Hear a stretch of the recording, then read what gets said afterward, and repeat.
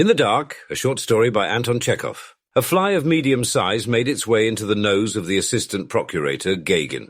It may have been impelled by curiosity, or have got there through frivolity or accident in the dark.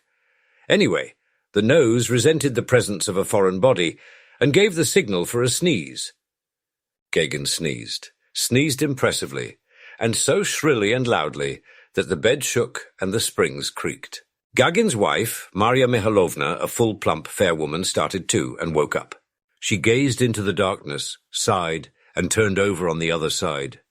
5 minutes afterwards she turned over again and shut her eyes more firmly, but she could not get to sleep again. After sighing and tossing from side to side for a time, she got up, crept over her husband, and putting on her slippers, went to the window. It was dark outside. She could see nothing but the outlines of the trees and the roof of the stables. There was a faint pallor in the east, but this pallor was beginning to be clouded over. There was perfect stillness in the air, wrapped in slumber and darkness. Even the watchman, paid to disturb the stillness of night, was silent.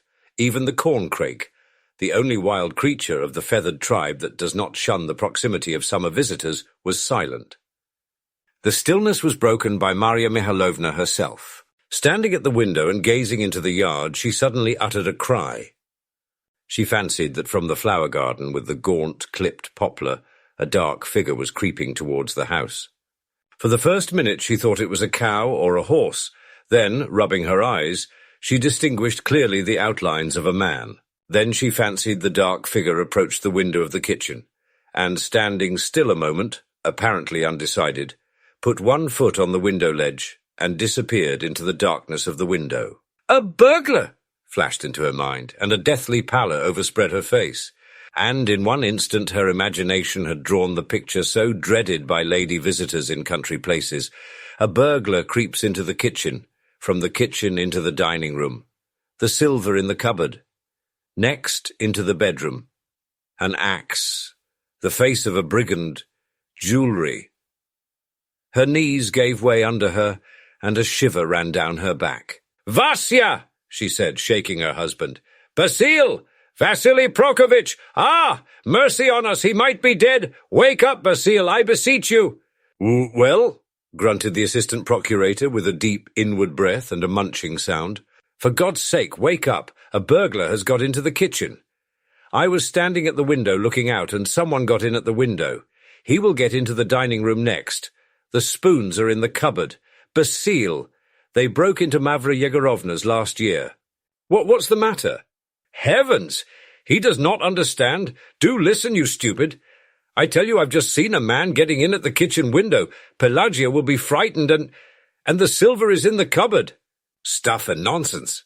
Basil, this is unbearable. I tell you of a real danger, and you sleep and grunt. What would you have? Would you have us robbed and murdered?" The assistant procurator slowly got up and sat on the bed, filling the air with loud yawns. "Goodness knows what creatures women are," he muttered. "Can't leave one in peace even at night. To wake a man for such nonsense. But, Basil, I swear I saw a man getting in at the window." "Well, what of it? Let him get in. That's pretty sure to be Pelagia's sweetheart, the fireman." What did you say?" "I say it's Pelagia's fireman come to see her." "Worse than ever!" shrieked Marya Mihalovna. "That's worse than a burglar. I won't put up with cynicism in my house." "Hoity-toity! We are virtuous. Won't put up with cynicism? As though it were cynicism. What's the use of firing off those foreign words? My dear girl, it's a thing that has happened ever since the world began, sanctified by tradition. What's a fireman for, if not to make love to the cook?" "No, Basil, it seems you don't know me. I cannot face the idea of such a, in my house. You must go this minute into the kitchen and tell him to go away, this very minute. And tomorrow I'll tell Pelagia that she must not dare to demean herself by such proceedings. When I am dead you may allow immorality in your house, but you shan't do it now." "Please go!" "Damn it!" grumbled Gagin, annoyed. "Consider with your microscopic female brain, what am I to go for?" "Basil, I shall faint." Gagin cursed, put on his slippers, cursed again, and set off to the kitchen. It was as dark as the inside of a barrel, and the assistant procurator had to feel his way. He groped his way to the door of the nursery and waked the nurse. "Vasilisa," he said, "you took my dressing gown to brush last night. Where is it?" "I gave it to Pelagia to brush, sir." "What carelessness! You take it away and don't put it back. Now I've to go without a dressing gown." On reaching the kitchen, he made his way to the corner in which, on a box under a shelf of saucepans, the cook slept. "Pelagia!" he said, feeling her shoulder and giving it a shake. "Pelagia! Why are you pretending? You are not asleep. Who was it got in at your window just now?" Good morning. Got in at the window? Who could get in?" "Oh, come. It's no use your trying to keep it up. You'd better tell your scamp to clear out while he can. Do you hear? He's no business to be here." "Are you out of your senses, sir? Bless you. Do you think I'd be such a fool? Here one's running about all day long, never a minute to sit down and then spoken to like this at night. 4 rubles a month, and to find my own tea and sugar, and this is all the credit I get for it. I used to live in a tradesman's house, and never met with such insult there. Come, no need to go over your grievances. This very minute your grenadier must turn out. Do you understand?" "You ought to be ashamed, sir," said Pelagia, and he could hear the tears in her voice. "Gentlefolks, educated, and yet not a notion that with our hard lot, in our life of toil—" She burst into tears. "It's easy to insult us. There's no one to stand up for us." Come, I don't mind. Your mistress sent me. You may let a devil in at the window for all I care." There was nothing left for the assistant procurator but to acknowledge himself in the wrong and go back to his spouse. "I say, Pelagia," he said, "you had my dressing gown to brush. Where is it?" "Oh, I am so sorry, sir. I forgot to put it on your chair. It's hanging on a peg near the stove." Gagin felt for the dressing gown by the stove, put it on, and went quietly back to his room. When her husband went out, Marya Mihalovna got into bed and waited. For the first 3 minutes her mind was at rest, but after that she began to feel uneasy.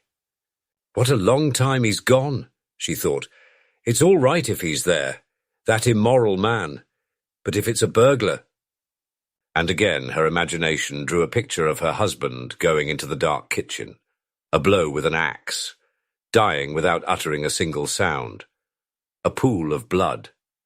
5 minutes passed, 5.5, at last 6. A cold sweat came out on her forehead. "Basile!" she shrieked. "Basile!" "What are you shouting for? I am here." She heard her husband's voice and steps. "Are you being murdered?" The assistant procurator went up to the bedstead and sat down on the edge of it. "There's nobody there at all," he said. "It was your fancy, you queer creature. You can sleep easy. Your fool of a Pelagia is as virtuous as her mistress. What a coward you are! What a—" And the deputy procurator began teasing his wife. He was wide awake now and did not want to go to sleep again. "You are a coward," he laughed. "You'd better go to the doctor tomorrow and tell him about your hallucinations. You are a neurotic." "What a smell of tar," said his wife. "Tar or something? Onion? Cabbage soup?" "Yes, there is a smell. I'm not sleepy. I say, I'll light the candle. Where are the matches? And, by the way, I'll show you the photograph of the procurator of the Palace of Justice. He gave us all a photograph when he said goodbye to us yesterday, with his autograph." Gagin struck a match against the wall and lighted a candle. But before he had moved a step from the bed to fetch the photographs, he heard behind him a piercing, heart-rending shriek. Looking round, he saw his wife's large eyes fastened upon him, full of amazement, horror, and wrath. "You took your dressing gown off in the kitchen," she said, turning pale. "Why, look at yourself." The deputy procurator looked down at himself and gasped. Flung over his shoulders was not his dressing gown, but the fireman's overcoat. How had it come on his shoulders? While he was settling that question, his wife's imagination was drawing another picture, awful and impossible. Darkness, stillness, whispering, and so on and so on.